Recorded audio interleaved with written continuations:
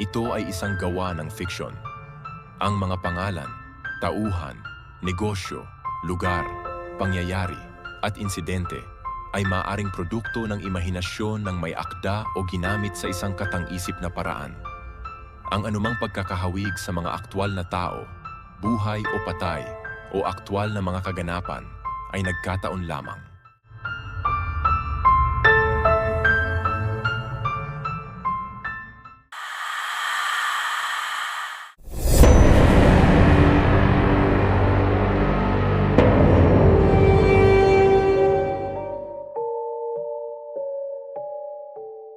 Isinara ko ang librong binasa ko at itinapon ito sa katabing basurahan. Wala kasing kwenta.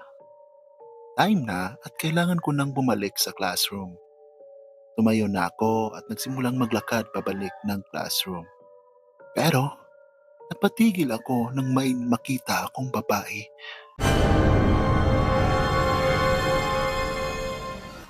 Na sa tingin ko ay umiiyak sa mga oras na ito.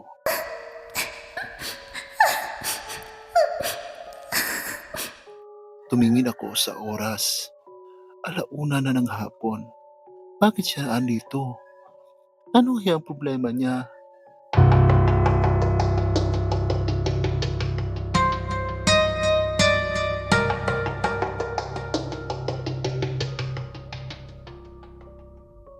Agad ko naman itong nilapitan.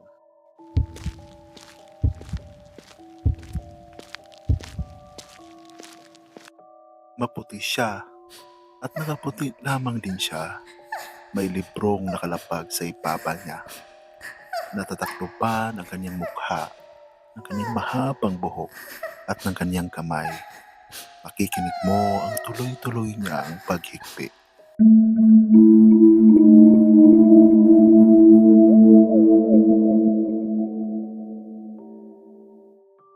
Tinatanong ko siya kung bakit siya naiyak. Ngunit hindi ito nagsasalita. Tuloy pa rin ito sa paghigpit. Tatayo na sana ako para umalis, ngunit hindi kaya ng konsensya ko na iwan na lamang siya ng ang kanyang kalagayan. Lalaki ako at gusto ko lang mapag-gentleman.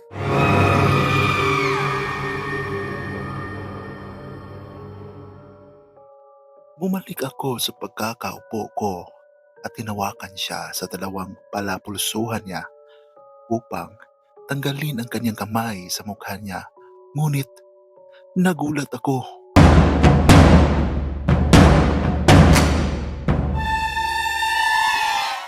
Napakalamig ng kanyang kamay. Pero kahit ganoon, pinilit ko pa rin tanggalin ang mga kamay niya hanggang sa nangyari ang hindi inaasahan.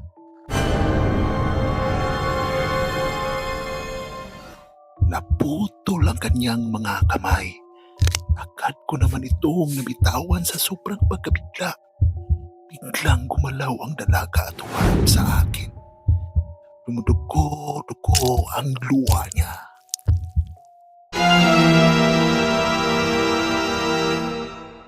Sobrang puti ng mukha niya at ang ilang parte ng mukha niya ay maraming hiwa at sunog ang kalahati ng kanyang mukha. May mga tuyong dugo na rin sa mukha niya. Nanigas ako. Sa kinauupuan ko, halos di ko maigalaw ang buong katawan ko.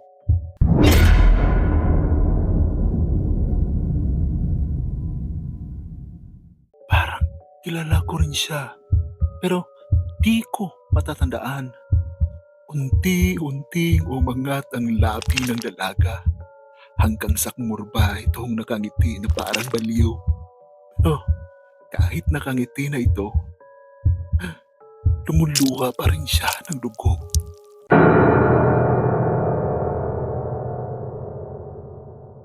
Maya-maya, may sinabi ang dalaga.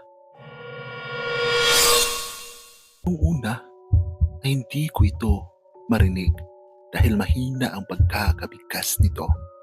Pero habang tumatagal, lumalakas ang pagkakabigkas ng kanyang mga salita. Paulit-ulit niyang binibigas ang salitang Tulog! Tulungan mo ako. hanggang sa gumagapang na ito papalapit sa akin. Hindi ako makakilos. Sinasabi ng utak ko na tumakbo na, ngunit hindi sumasangayon ang katawan ko. Inilapit niya ang mukha niya sa akin at maya-maya'y sumabog ang buong katawan niya sa akin. Napasigaw ako sa nasaksihan ko. Sigaw lang ako ng sigaw at pilit tinatanggal ang dugong tumalsik sa akin hanggang sa may lumapit na sa akin at tinatayo ako habang sinabihan ng baliw. Baliw ka ba? Baliw. na ba siya? Hindi ako baliw. Maniwala kayo, hindi ako baliw. Sumabog yung katawan niya sa akin. Dugo.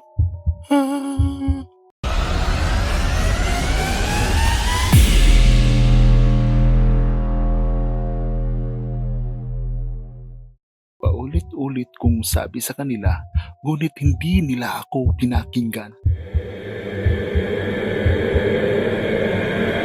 Dinala ako sa klinik ng paralang ito.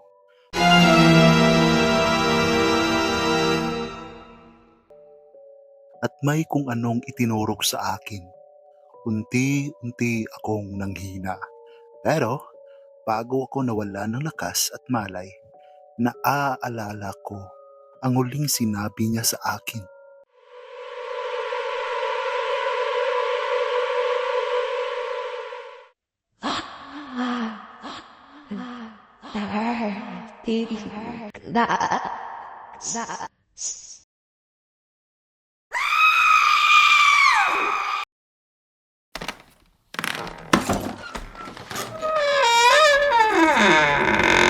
Napunta